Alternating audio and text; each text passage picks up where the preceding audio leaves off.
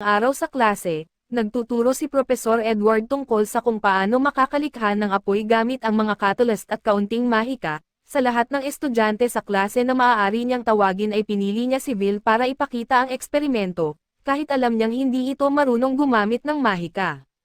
Ginawa niya ito dahil isa siyang may mataas na rate sa pagiging bully, pero wala nang magawa si Bill kundi sundin ang utos kaya lumapit siya sa harap ng klase at sinimulan ang pagsubok sa spell, ngunit walang nangyari kaya't mabilis siyang pinagtawanan ng buong klase dahil sa kanyang paulit-ulit na pagkabigo.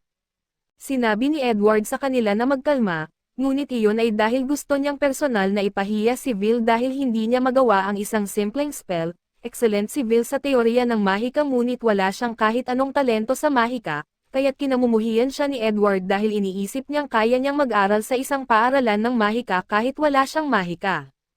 Isang estudyante sa kanyang klase ang nagsagawa ng spell